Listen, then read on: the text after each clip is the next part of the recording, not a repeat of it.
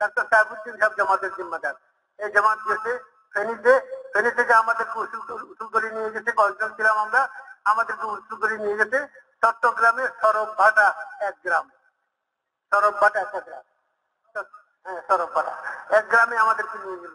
সেখানে নিয়ে গিয়ে এই 50-60 জনের জামাত মশওয়ারা করে তরতিব করা হলো গাছকে, এভাবে গাছ করো, কোন ঘর না ছুটে, কোন ব্যক্তি না ছুটে। আর 3 দিনের মধ্যে এই পরিমাণ মেহনত হইতে হবে, নগদ জামাত হবে, ঘর ঘর লোক আল্লাহ রাস্তা বের করার সেকেল পয়দা করতে হবে, চাই 3 দিনের জন্যই হোক।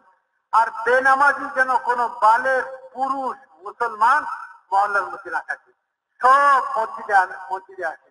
আল্লাহু আকবার।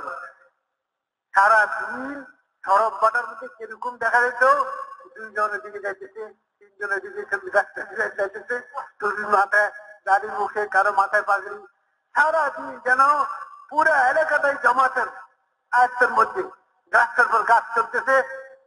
সমস্ত বালেক পুরুষকে মসজিদে আনা হয়েছে একটা লোক ছাড়া, ওই লোকটাকে পারা যায় না, ওই লোকটাকে পারা যায় না। পরে মশওয়ারা করি, মসজিদের মধ্যে দোয়া কান্নাকাটির মধ্যে লাগানো হয়েছে, সবটা করা হয়েছে, দোয়া কান্নাকাটির মধ্যে লাগানো হয়েছে, আবার গাছের জন্য তার কাছে জামাত পাঠানো হয়েছে। সর্বশেষ সেই লোকটাও মসজিদে আসে এবং সে এরাদা করছে, নিয়ত করছে আর কখনো নামাজ ছাড়বে না, 5 ওয়াক্ত নামাজ পড়বে। এটা ভাইয়া বুঝল, এই আদর্শ গ্রাম বানানোর একটা মেহনতের সময় চলছিল এবং নগদ নগদ জামাত। বিশ্বাস করবেন না কিরকম হালাতের মধ্যে, পাহাড়ের কাছে ওই এলাকাটা, সরববাটা এলাকাটা পাহাড়ের কাছে, ওই ওদের সারা ওদের জিন্দিগি কাটে পাহাড়ি ওই আপনার লাকড়ি বিক্রি করে চলে, কোন মালদার লোক না ওরা এত বেশি। আল্লাহু আকবার। 3 চিল্লার জন্য, 1 চিল্লার জন্য বাইরে এসছে, এমন হালতে ঘরে কোনো ব্যবস্থা নেই। একটা গরু আছে অথবা একটা বকরি আছে, ওটা বিক্রি করছে। গর্ভবতী স্ত্রী ঘরে, তাকে দেখার কেউ নেই, এই অবস্থা সে বেরিয়ে আসছে। এর ভাইয়া বুঝবো, আল্লাহ তাআলা এই মেহনতের মধ্যে এত তাসির দেখছেন। মেহনত যদি অসুলের সাথে হয়, মেহনত করেন দরবের সাথে মেহনত করে আল্লাহকে রাজি করার জন্য। কেননা দাওয়াতের কাম, দিনের কাম তো কখনোই আল্লাহ তাআলা গায়রুল্লাহর জন্য নিয়তে করলে সেটা কবুল করবেন না। আর দাওয়াত তো সবচেয়ে উঁচা কাম। দাওয়াত কি করি আল্লাহ তাআলা আগ্রাদের সাথে এবং গায়রুল্লাহর নিয়তে করলে আল্লাহ তাআলা কিভাবে কবুল করবেন? এটা কোনোদিন হইতে পারে না। যখন ইখলাসের সাথে ইখলাসের সাথে দাওয়াতের মেহনত করে, আল্লাহকে রাজি করার জজবা ছাড়া তার দিলের মধ্যে আর কিছুই নেই। আল্লাহর কালমা দুনিয়াতে বুলন্দ হোক, এই জজবাই তার দিলের ভিতরে। বুজুর্গ এই জজবাই তাকে রাত্রে উঠায়, এই জজবাই তাকে শীতের রাতে ঠান্ডা পানিতে অজু করায়, আর গরম লেপের ভিতর থেকে বাইর করে সুন্দরী বিবির পাশের থেকে উঠাইয়া আল্লাহর সামনে তাকে দাঁড় করাই দেয়, আর তাকে আল্লাহর সামনে অবনত করায়, আর তাকে তার চোখের পানি ঝরায়।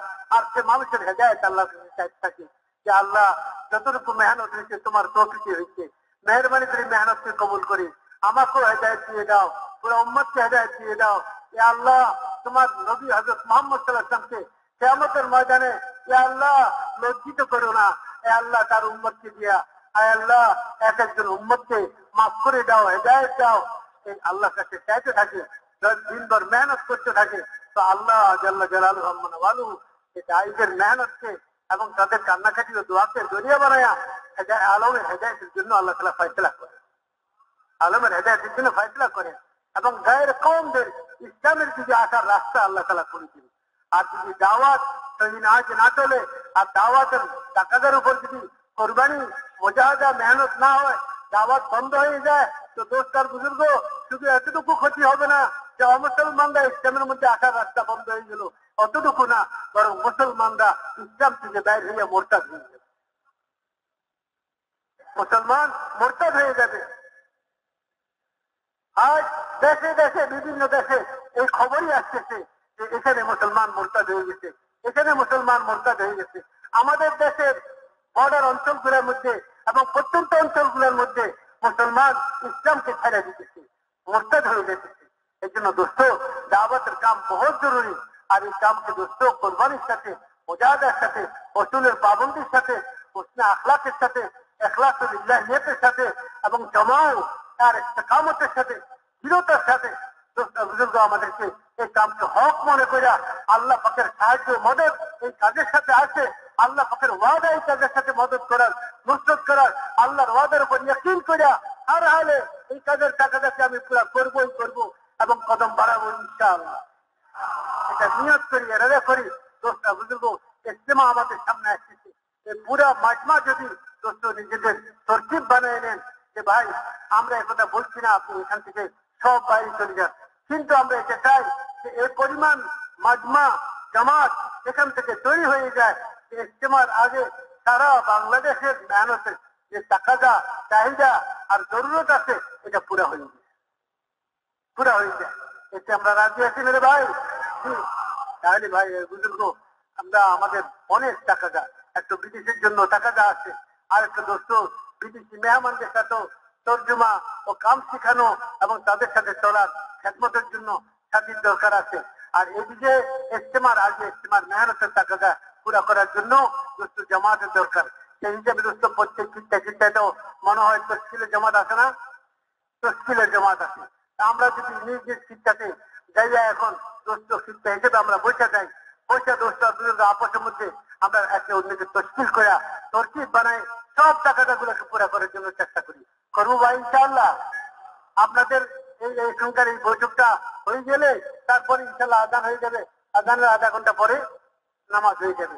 এখন মাত্র 7:07 বেশি, বেশি লম্বা সময় তো হয় নাই তো দোস্ত কমসে কম 15-20 মিনিট হলো শীতটা হওয়ার আপনারা বসে যান না।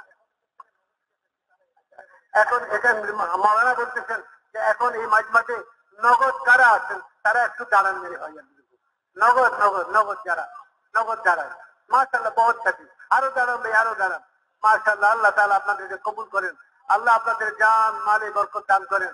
আল্লাহ আল্লাহ আপনাদের সমস্ত মাসাইলকে হল করে দেন, সমস্ত রোকাউটকে দূর করে দেন।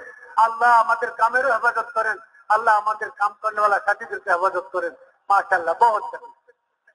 এখন মেহরবানি করে প্রত্যেক শিক্ষা ক্ষেত্রে আপনারা চলে যান, লম্বা সময় আছে মেরে ভাই।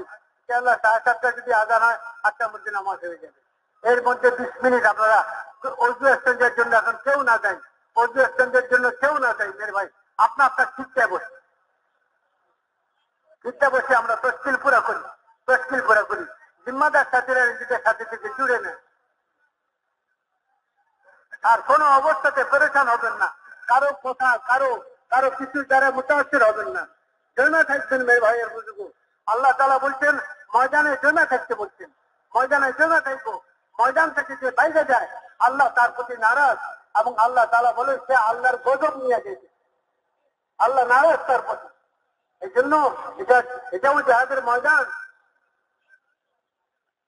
এটাও জাহাদের ময়দান। জমেন দৃঢ়তার সাথে, মজবুতির সাথে, পরেশান হয়ে না, মুতাসির হয়ে না করার কিছু থেকে।